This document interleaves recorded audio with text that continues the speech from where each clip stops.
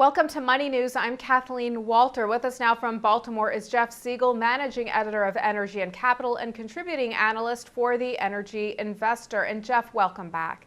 Thanks for having me. Well, even though recent political events have cut the chances for military intervention in Syria, Goldman Sachs says risks to oil prices are still skewed to the upside over the next several months.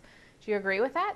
I absolutely agree with that on a number of reasons. But if you're focusing on the Middle East issue, we still don't know how this is going to work out. And although we seem to be at a place where we're meeting at a table now and discussing the international community taking control of the chemical weapons, over the past few weeks we've seen an increase in al-Qaeda fighters coming into Syria. That does not bode well. Despite what happens with the United States, essentially, you're having more terrorist organizations moving into Syria, and that's only gonna mean bad things for the oil infrastructure in that country. And Syria is not a major oil producer, but oil traders say the possibility of a wider conflict could interrupt production and shipping routes in the Middle East and cause prices to rise. Where do you see oil prices headed? It depends really what happens, like you were saying. I mean, if we end up seeing Iran getting more involved and more of the terrorist organizations moving into Syria and this kind of thing spreading out, you could see $120, $125, maybe $150 on Brent. If we don't see any of these big blowups, we don't see other countries getting involved, I don't see much changing. I think we'll probably remain roughly around where we are now, between $100 and $110 throughout the rest of the year. And aren't there other global hotspots, such as Egypt and elsewhere in the Middle East, that could easily flare up again and heighten investor fears?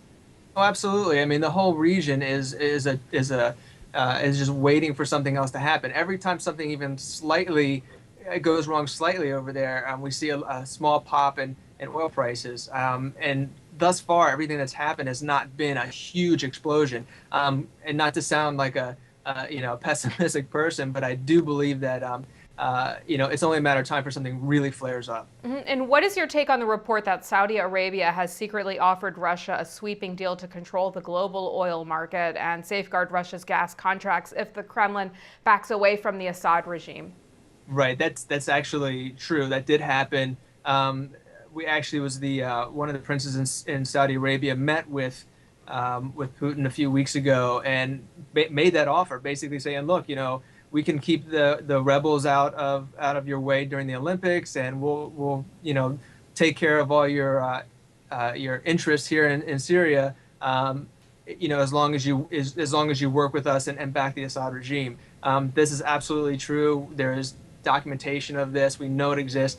Quite frankly, this whole Syria issue has been in the making for quite some time now. Another investment strategist told us that he thinks a strengthening of the dollar and a significantly lower oil price are weapons that President Obama could use against Russian President Vladimir Putin. Do you agree with that? It's hard to say. I mean, I think sometimes we give Russia a little too much credit on how much power they actually have. Russia is also in a very interesting position with their natural gas and oil resources. Certainly, the bounty of oil and gas in this country is kind of putting the kibosh on increased exports from Russia, as well as a lot of countries throughout Europe looking towards renewables, and we're seeing a little more coal in certain areas in Europe. So Russia is not really in this position where they can really chest pound as much as we think they can. And Jeff, last question for you is on gasoline. The average price for regular gas at U.S. pumps rose 2.61 cents in the past 2 weeks to more than $3.58 per gallon. This according to the Lundberg survey. Are we in the midst of a cycle of higher gasoline prices, and just how high do you see them hitting? Well, throughout the rest of this year, I mean, we could see anywhere from 20 to another 50 cents over the course of the next few years. Don't be surprised to see $8 gas. $8 gas, Jeff? Could it actually go that high? Absolutely. Like I said, we do have a wealth of domestic oil and gas now, but remember, the oil is a global market, and the increase in demand in China and India and other parts of the world has an effect on what happens here as well. Yes, we do have a wealth of oil and gas here, but we're also exporting a lot more now too, and we're going to send it where the price is right. So yeah, $8 a gallon is not out of the question at all. All right, Jeff Siegel, thanks for joining us today. Thank you for having me. And thank you for watching Money News.